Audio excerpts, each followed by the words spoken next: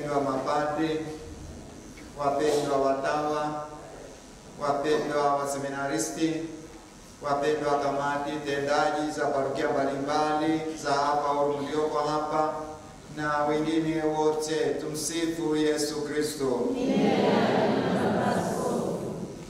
Wapendwa ndugu zangu, tunahitimisha hii siku yetu ya leo. Tumetangaza asubuhi kwamba ni siku ya sala, ni siku ya toba, ni siku ya kufunga na kumwomba Yesu aliyeko katika Ekaristi Takatifu atupe mwanga jinsi ya kuondokana na mahangaiko yetu tulio nayo katika nafsi zetu, katika familia zetu, katika kanisa la jimbo la Moshi, na hasa tunapokuwa katika safari ya sinodi na yale yote tunayokuwa nayo mezani. Tunajiuliza tutakwendaje? Tunasema tuyalete kwa Yesu. Kwa hiyo ilikuwa kweli ni siku ya ukimya, siku ya kufunga, siku ya sala na ya toba, lakini pia siku ya furaha kubwa, siku ya neema nyingi. Yaani hapa kuna jambo kubwa sana limetendeka hapa leo, kubwa sana, na sio hapa tu sasa, kwa sababu mkusanyiko huu wa sala mbele ya Yesu katika Ekaristi tunaufanya parokia zote za hapa Uru. Jambo kubwa sana limefanyika huku la neema na baraka nyingi.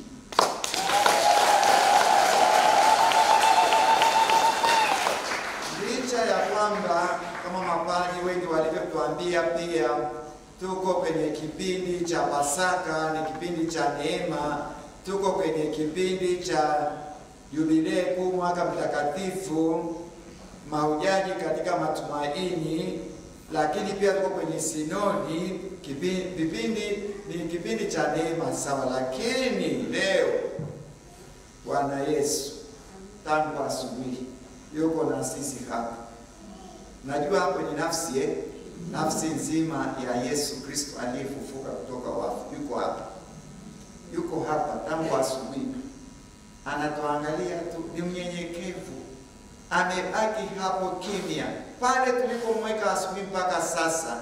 Lakini ni Mungu pamoja na yote tulio nayo, pamoja na yote, lakini tuna Mungu kati yetu, Bwana ambaye anatuangalia wote tangu asubuhi, anaangalia maeneo yetu na wale ambao kufika wote, angalia parokia zote na yote yalipo. Kwa hiyo hili lazima tulione katika mtazamo wa imani. Leo ni siku ya neema kubwa sana, kubwa sana. Ni lazima tuisikie hiyo, tuionje, na tuiadhimishe, tuone kwamba ni kweli. Lakini pia nimeguswa sana na uwepo wa mapadri wote, wanaofanya kazi katika eneo hili, parokia zangu zote. Ninafahamu parokia zangu zote kwa majina na mapadri wangu wote kwa majina.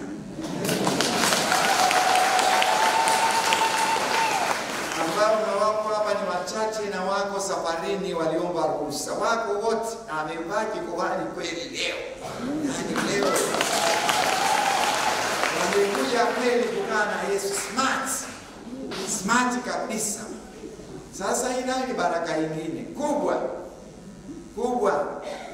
Sibini mara ngapi mnawaona mapadri wanaofanya kazi katika kanda hii ya Uru, wanakuja hivi kwa lengo maalum na wanakaa hivi tangu asubuhi mpaka jioni. Mara chache sana. Lakini pia mafundisho yao mazito.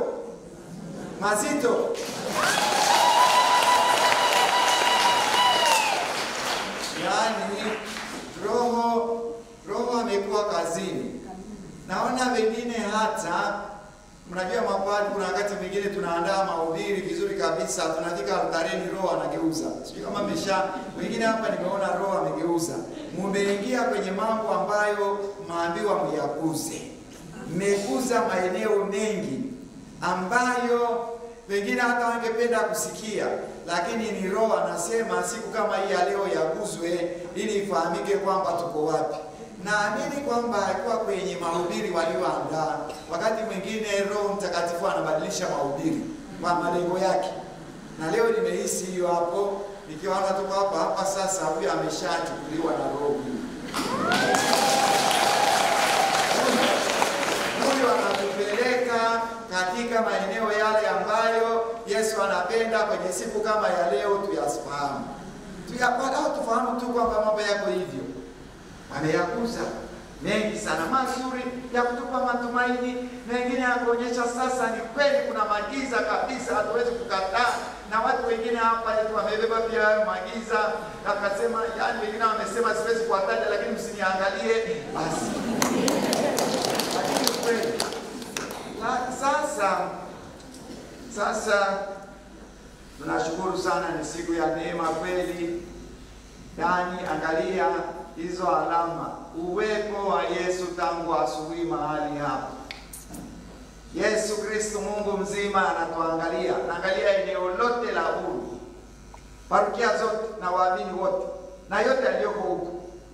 Tuliomweleza na mengine ambayo tumeeleza, yeye ni mwalimu, yeye ni Bwana, yeye ni mfalme. Uwepo wa mapadri, uwepo wa mafundisho yao, lakini nyinyi uwepo wa waamini. Tunafundishwa Yesu yuko katika kanisa kwa alama 5. Mojawapo ni uwepo wa waamini. Yaani Wakristo wanapokutana hivi ni alama ya uwepo wa Yesu. Neno la Mungu ni alama ya uwepo wa Yesu. Kohani anapokuwa mbele yenu ni uwepo wa Yesu. Lakini pia adhimisho lile la Ekaristi ni uwepo wa Yesu. Yesu yuko katika kanisa kwa alama nyingi. Yesu leo amejaa hapa vizuri tu. Uwepo wenu. Uwepo wenu. Koti ambani, yani tungoje hakuna hiyo. Koti ambani. Ni watoto wa Mungu wako hapa. Na Yesu hajamtoa nje hapa.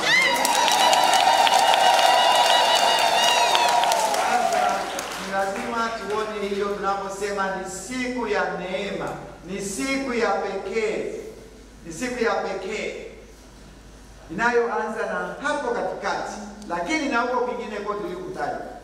Kwa ndugu zangu, sasa mimi ningeomba tuondoke hivi hapo kwa neno la kufunga jioni hii. Ni la shukrani kwa Yesu ambaye ametujalia tuwe na siku kama hii. Na hizo alama zote zimekuwa wazi. Lakini pia kama tulivyofundishwa vizuri mno, tusiwe tusikate tamaa katika lolote. Hasa kama Mungu Roho Mtakatifu ameshatusukuma tukajaeleza mambo yetu kwenye sehemu kubwa kama hizi. Tusiwe ni watu wapata matumaini kwa sababu ya hayo mambo yaliyoko huko kwenye nafsi, huko kwenye familia, huko kwenye mitaa, huko kwenye watoto wetu walioko Dar es Salaam, walioko Mwanza, walioko Mbeya, walioko Tanga. Tusikate tamaa juu ya yale yaliyoko huko. Hayo yanayotutisha itakuwaje? Mapadi hapo wametaja. Yani itakuwaje kwamba sasa iko hivi? Sisi tusikate tamaa. Tuendelee kuwa ni watu wa imani. Tunaomshirikisha Yesu daima. Tunamshirikisha kwa imani kwamba anatusikiliza, yupo na hakatai maombi ya mtu. Hawezi kutuacha hivi hivi tu. Tunakuwa na imani na matumaini. Padri mmoja ametueleza vizuri sana lile somo la Abrahamu. Imani ile aliyokuwa nayo, anaondoka tu na yule mtoto. Yani alikuwa kwenye mahangaiko makubwa, amebeba mambo kule kwenye nafsi yake. Huyu Mungu ni namna gani? yani anakupa kitu kizuri anakunyang'anya tena hivyo hivyo, hata mke wangu hajamueleza. Kumbe kwa kweli hata leo nimegundua kitu. Kumbe sikujua kwamba hivi wakati ule Sara alionaje. Kumbe Sara aliachwa nyumbani na hajui kinachoendelea. Na kweli unajua neno la Mungu lina ajabu na muujiza. Ni leo pia imenipa tafakari ya kina. Mimi nimejifunza maandiko matakatifu kwa mbali sana. Lakini kumbe ni mwanafunzi, unabakia kwa wanafunzi mpaka kufa. Sasa pale alipotaja hilo kweli limenifikirisha sana. Kumbe Sara kweli alifichwa. Hayuko kule njiani na yule kondoo, ni Abrahamu tu anakwenda hivi mkiki. Yani hiyo nafsi imejaa mahangaiko, uchungu, lakini imani. Miali ya imani ametuambia pale. Kulikuwa kuna miali ya imani inayomwambia kamieni Mungu ila alikupa ameomba peke. Anakwenda kwa imani huko ndani, lakini machozi yanaanguka. Yule mtoto anamuuliza maswala magumu, yani mbuzi yuko wapi? Kumbe mbuzi ndio mwenyewe. Baba yake anamdanganya tu, lakini kama Padre alivyotuambia na ndivyo imani na matumaini. Padre ametuambia kitu ambacho tena kimenipa tafakari, kwamba tuwe na matumaini yetu, tuwe na matumaini yale yanayozidi yangu. Sasa sijui hapo ni nani, ni kwa namna gani, lakini yuko sawa. Yani mimi nisiwe ni mwisho wa matumaini. Matumaini yangu yawe ni kwa Mungu. Mungu hashindwi. Hata kama mimi naona kuna mipaka, ni lazima niende bali siwe pote ya mbali. Mimi ni kiumbe maskini tu Ludovico, lakini Mungu na kuachia ushindwi, naendelea kukuamini tu. Sasa hapo ndipo Petro alipo leo. Nasikia hilo somo Padre anasomea katibwe. Hapo Petro yuko hapa. Kinachoendelea leo ndugu zangu kwenye hili somo alilosomea katibu askofu ni pale ambapo Yesu aliwaeleza wanafunzi wake juu ya Ekaristi Takatifu kwamba msipokula mwili wangu na kunywa damu yangu hamtaona uzima wa milele. Hamtakuwa na uzima wa milele. Oho. Sasa wakati huo ni jambo jipya, kumekuwako na minong'ono. Yani tumle huyu, yani tutakulaje nyama ya mtu bwana? Sisi ni wala watu. Anarudia anasema ni hivi, mimi ndimi chakula cha kweli. Aulaye mwili wangu na kunywa damu yangu hataona mauti milele. Na mtu asipokula mwili wangu na kunywa damu yangu hatakuwa na uzima wa milele. Pale wakaanza kutoka mmoja, wanapenda huko mtano, anasema sijui, tunaambia eti huyu ni Masia, sijui, anasema atatula, yani atatukatakata mikono, atatoa mkono wako na minong'ono huko. Sasa wanafunzi, yani kipindi kigumu sana kwa mitume, kigumu sana, kwa sababu nao ni watu, si ndio? Ni Yesu tu ndiye Mungu pale anafahamu kwamba anachokisema ni nini. Anaongea juu ya Ekaristi Takatifu ambayo yani watu hawajafahamu itakuwaje, lakini anaanza kuizungumza hivyo hivyo tu. Sasa wale mitume wake usifikiri kwamba walikuwa sawa sawa, hapana. Na aliona kwenye mioyo yao akasema, na nyinyi tenashara hivi, na nyinyi mnataka kuondoka, muondoke. Msikilize Petro aliyejaa imani, baba wa imani. Nasema, Bwana, twende kwa nani? Wewe unayo maneno ya uzima wa milele. Nasi tunasadiki tena tunajua kwamba wewe ndiwe mtakatifu wa Mungu. Tutakwenda kwa nani? Imani. Petro ana imani. Na Yesu amemchagua kwamba mtakatifu wa kwanza kwa sababu imani yake kwa mambo ya Mungu. Fuatilie tu. Hata katika kipindi hiki kwenye masomo jinsi ambavyo anapata shida. Kwenye kipindi cha Pasaka jinsi anavyopata shida kule kwenye lile baraza la wazee na wataalamu wa pale Yerusalemu, anavyosimama imara. Amesimama imara. Kuna mahali pamoja ametuambia, anasema, naomba mniwie radhi wazee wangu, naomba mniwie radhi. Hili ni lazima niliseme. Na Daudi alikuwa ameshalisema tangu kule mwanzoni. Haitawezekana abaki kuzimu huyu. Amefufuka. Haiwezekani huyu abaki kuzimu kwa sababu huyu ni Mungu. Sasa naomba mniwie radhi. Naona kwa msemo huo. Naomba mniwie radhi wazee wangu. Na yale mababa yanamwangalia pale, yale majizia ya Yerusalemu. Sasa hapa Petro yuko hapo. Ingawaje anaposema hivyo, ni kama pale alipokuwa anatuchajua Abrahamu. Yaani Abrahamu anamkazia Mungu macho, lakini pia Petro bado ana mahangaiko. Sasa Yesu ana maana gani anaposema kwa kweli